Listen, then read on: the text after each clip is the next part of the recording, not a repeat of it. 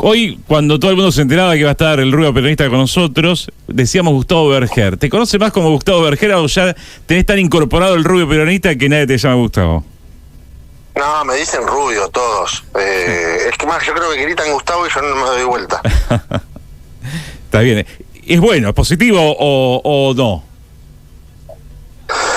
Mira, sí, súper positivo. Pasó algo muy loco con el espectáculo y es que cuando arranqué, este era el título de un show.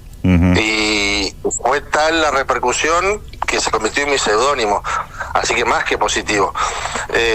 Igual es raro a veces porque me pasó la otra vez que actué el día de mi cumpleaños y cuando el público me cantó el cumpleaños, sí. Y cuando llegó el momento de que los cumplas, nadie sabía mi nombre. Claro. Pero bueno, nada, es una cosa, es lindo, yo lo disfruto y la verdad jamás, o sea, cuando estrené el espectáculo no estaba ni en los planes que pase esto. La idea cuando estrené era hacer 12 funciones con público, es decir, que vengan por lo menos 6-7 personas por función. Y mira lo que terminó pasando, ¿no? Fue creciendo. ¿Y por qué te parece que se expandió tanto la idea de este espectáculo? Me parece que cuando surgió, que fue en el 2011, en pleno auge de la grieta de los medios hegemónicos pegándole a un gobierno peronista, no había tantos espacios como hay hoy de discusión y de teatro y sobre todo de humor político. Creo que en eso, junto con Telmi Nancy, hemos sido medio pioneros en esta movida y después por suerte se sumaron un montón. Está Peroncho, que es como mi hermano de la vida, que un par de años después se sumó y vivimos recorriendo el país y ni hablar de Pedro Rosenblatt cuando hizo El Cadete y en todo lo que se ha convertido y lo maravillosamente que ha crecido. Pero en ese momento había como una falta de esos espacios y la gente empezó a venir y se empezó a correr la bola. Era un show a la gorra en ese momento. Y cada vez vino más gente y como te digo, no es algo que yo hubiese podido planificar. Empecé en una sala muy pequeña en la Manzana de las Luces, que entraban 40 personas y es el mismo espectáculo con el que años después hicimos 10 trastiendas. O sea, como para dimensionar el tamaño en lo que ha crecido el espectáculo. Pero no le puedo encontrar una razón más que un poco de suerte y que bueno, y trabajo en el contenido. Veía por ahí que te hiciste peronista por Menem. Yo me empecé a refregar los ojos un poco y digo, ¿no puede ser que por Menem se hizo peronista? ¿Fue así? Claro, sí, es que tuvo mucho que ver porque mi familia, a ver, para poner en contexto, porque sí, suena fuerte, sí, suena fuerte por Menem.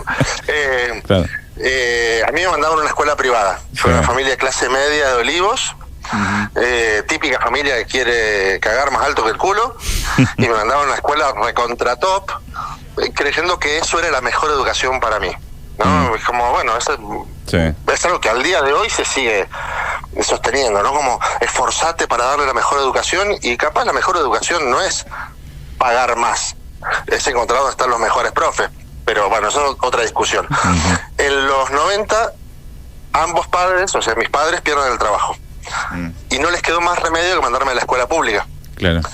Y en la escuela pública, secundario, pasa el centro de estudiantes por un aula preguntando quién quería ser delegado. Yo levanté la mano porque dije qué lindo, representante de los compañeros, sin entender muy bien de qué se trataba. Y ya una semana después estaba cooptado por el centro de estudiantes, llevando una bandera en una marcha a la carpa blanca. Y bueno, ya me perdieron. ¿Cómo se hace humor? Claro, ¿cómo se hace humor con el peronismo? Porque el peronismo va cambiando, se va transformando todo el tiempo, ¿no? No es algo que está fijo y se sabe claramente qué es, ¿o sí? No, creo que nadie lo tiene del todo claro. Por eso me parece que no existen los peronómetros, porque a veces vos ves compañeros que dicen que el peronismo es aferrarse a la doctrina y a los libros que escribió Perón. Claro. Pero también los tiempos han cambiado y a veces plantean algunas cosas que el mundo va pidiendo otros derechos distintos a los que se pedían en los años 50 y que vos a veces los compañeros decís, che, loco, pero prácticamente me estás pidiendo que me afilie a Entel, ¿no? Que haga la portabilidad de Entel para militar en el peronismo. Entonces están los que se se centran en la doctrina, están los que toman lo que dijo Perón como una base para construir hacia adelante. Me parece que hay un gran error en el que caen muchos compañeros, que cuando uno habla de campo nacional y popular, automáticamente dicen los progresistas, los que no son peronistas.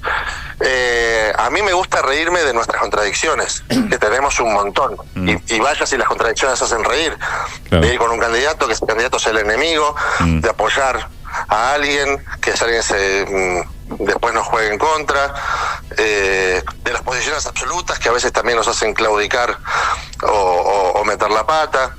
Hay muchísimas cosas para reír dentro del peronismo, y es donde yo encuentro la parte más jugosa, reírnos de nosotros mismos antes que señalar al de enfrente, que también lo señalamos porque eso es otro de nuestras pasiones. ¿Te ha pasado que gente que te fue a ver se haya enojado con el humor tuyo? Sí. Al principio me afectaba y mucho, incluso este show que estoy presentando ahora, que se llama Daño Cerebral Mínimo, habla mayormente de salud mental, vinculándolo todo siempre con el peronismo. Y yo estuve 2 años abajo del escenario porque un chiste se fue de las manos. Y el nivel de violencia hacia mí fue desmedido. Yo publiqué en el 2022 en las redes sociales, puse la camiseta con la que milité Alberto 2019, la uso para dormir en invierno porque es tibiecita.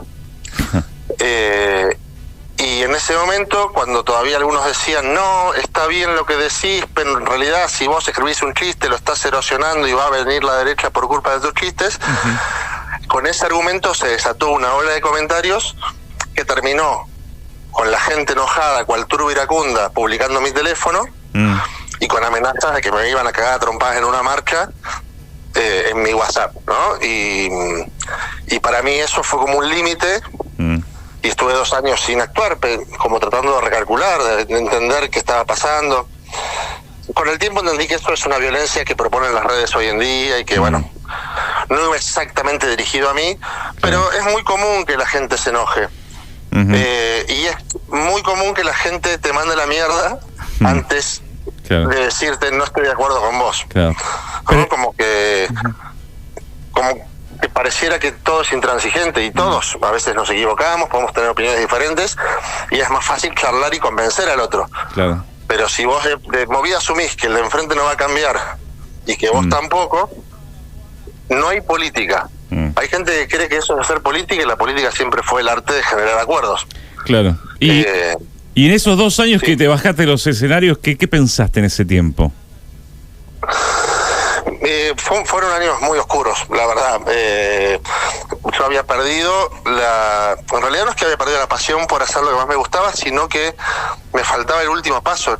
Yo suspendí 10 funciones a un día de hacerla, porque llegaba el día de la función y me empezaban a transpirar las manos, y el miedo era que aquello que pasó en las redes sociales se traslade a un escenario, que alguien me tire un vaso por la cabeza de la misma forma que habían publicado en mi teléfono. Después entendí, de mucha reflexión, ¿no? Y después de 2 años de terapia, que difícilmente iba a pasar eso, porque éramos todos peronistas, y digo, si tenemos la misma puntería que eligiendo candidatos, no me iba a pasar nada, nadie me iba a embocar el vaso. Pero fue un proceso largo, donde empecé a hacer otras cosas. Yo aparte soy videógrafo, me centré en generar contenido para otras personas, pero bueno, por suerte eso quedó atrás y ahora estoy nuevamente arriba del escenario. Bien. ¿Y hoy cómo está el peronismo? No, vos sabés que yo no puedo responder esa pregunta. Yo soy un militante de a pie que le pasa lo mismo que creo que al 90% de los militantes, ¿no? Que nos estamos como en una encrucijada que nos dicen, ¿a quién querés más? ¿A papá o a mamá? ¿Viste? Y el peronismo está revolucionado. Eso es lo que te puedo decir. Pero también, cada vez que el peronismo se quilombo, como decía Perón, nos estamos reproduciendo, no estamos peleando, nos estamos reproduciendo. Así que yo espero que esto se acomode más temprano que tarde, y encontremos que esto se encauce para poder ordenarlo. Pero no sé si puedo decir tajantemente el peronismo está así. Puedo ver que lo que vemos todos, pero no tengo mucha más información que vos o que algún otro compañero. Sí, sí, sí. ¿El público está dividido cuando te presentás o no está esa división? No, me parece que medio... A ver, sí, puede haber divisiones. Igual el tema de la grieta lo abordo con mucho humor y me parece que cubrimos un poco las dos posturas. Claro. Pero sí, me ha pasado funciones donde hago un chiste capaz más pro Cristina, podemos llamarlo hoy, sí. y se callan todos. Y viceversa, hago capaz un chiste más pro Axel y se callan todos, ¿no? Y vos decís, bueno, acá está más de un lado que del otro. En definitiva, lo que yo trato de hacer es contar lo que yo tengo ganas de contar y que después si el público se quiere reír, que se ría. Tal cual, lo que nunca van a ver con mi espectáculo es que me trate de acomodar para gustarle al espectador. Me parece que ahí se pierde la esencia de lo artístico de una manera enorme. Cuando el artista empieza a tratar de agradar al que está sentado en la platea, pierde como toda la capacidad de crítica y de desarrollo artístico. Tal cual. Igual lo de Axel y Cristina es una grita de la menos pensada que se podía justamente saber qué podía suceder, ¿no?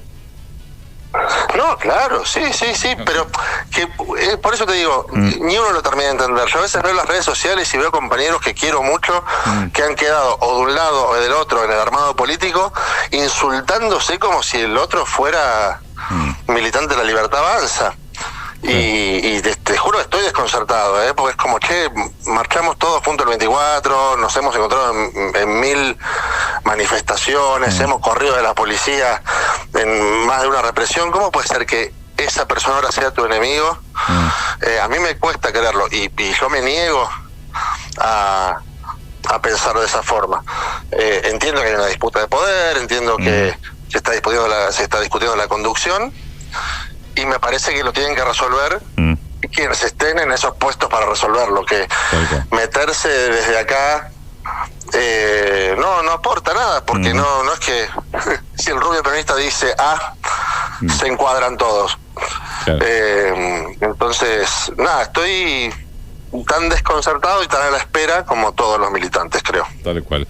Hoy 20 horas, el rubio peronista en la casa de enfrente. ¿Luego de cuánto tiempo que no venís a Mar del Plata?